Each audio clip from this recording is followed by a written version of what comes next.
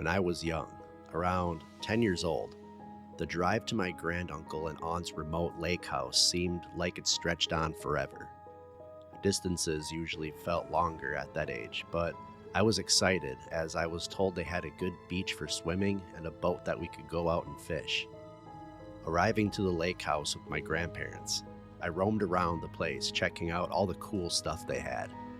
Fishing poles, guns, and a bunch of photos around of the fish that they had caught. They also had an old school computer, which they said I was free to use, which I would for sure later as I was really into them, but my main priority was putting on my swimming trunks and hitting the lake. As I hurriedly changed into my shorts in the downstairs bathroom, a sudden knocking against the shower glass caught me off guard and scaring the crap out of me. Whipping around to look, I found nothing but the shower enclosure and the low hum of the exhaust fan.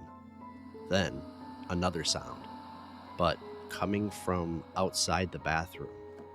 Opening the door, I heard the sound of a rocking chair in the living room, slowly creaking back and forth.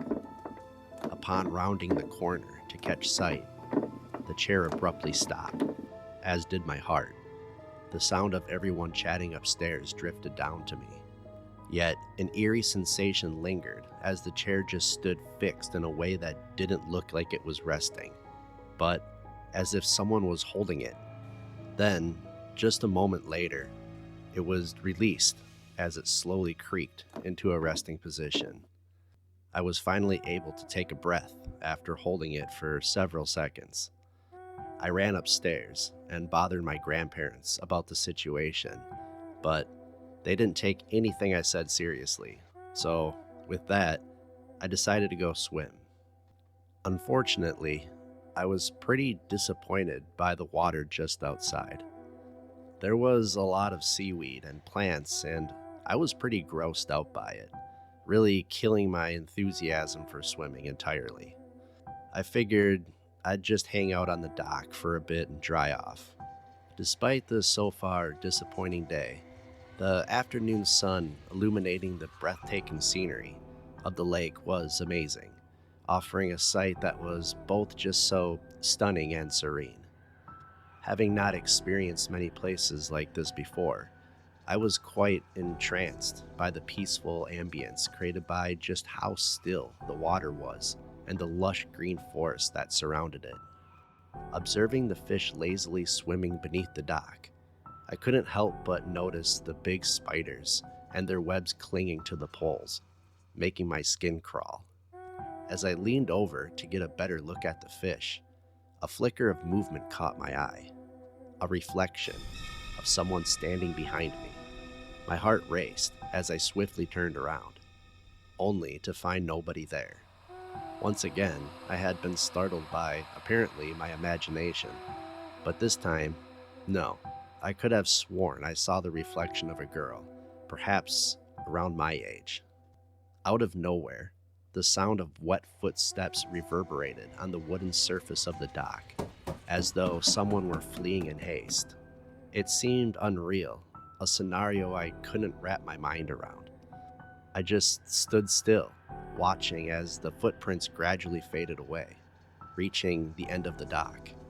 Ahead, the lake house loomed, its presence now imbued with an unsettling aura that now made it feel like a place of genuine haunting. Hours passed as we had a nice large dinner, prepared with foods grown by my granduncle and aunt in a large patch of land they farmed just outside their house. It was refreshing considering the eerie events from earlier. I was able to let my mind calm down a bit. I was deeply hoping the weird occurrences were over completely. I found myself gazing at the staircase leading down to the basement, knowing that I would eventually need to descend it since my bags are down there and it's where I'm sleeping. Summoning my courage, I resolved to confront the unsettling thoughts from earlier as I made my way downstairs. Excited to delve into the contents of the computer in the living room, I powered it on, curious about what treasures it held. Unlike my familiar Windows 95 system back home, this one appeared to be an earlier version. However, I stumbled upon something unexpected.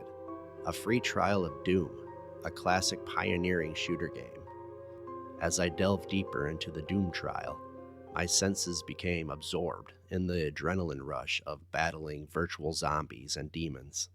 The eerie ambience that had previously unsettled me faded into the background.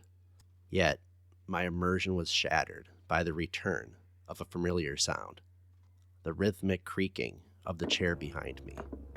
With a sudden chill, I watched as the screen before me darkened, revealing in its reflection the figure of a young girl seated in the rocking chair, her gaze seemingly fixed upon me.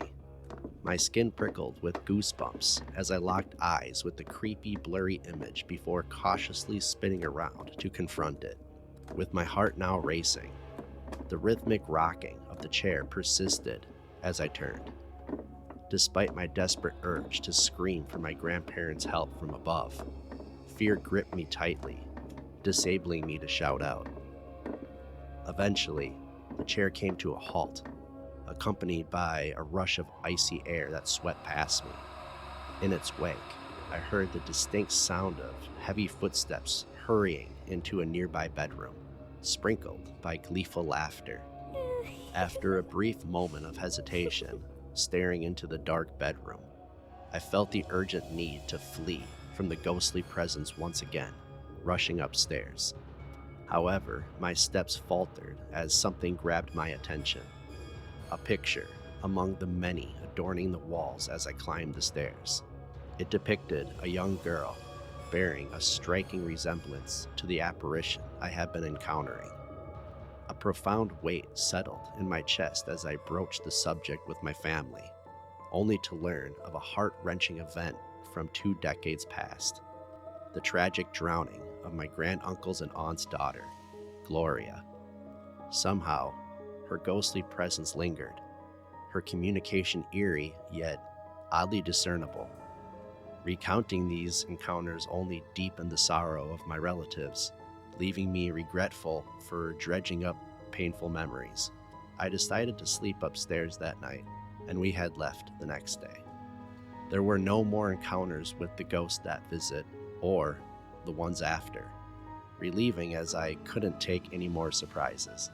I guess Gloria eventually found her peace.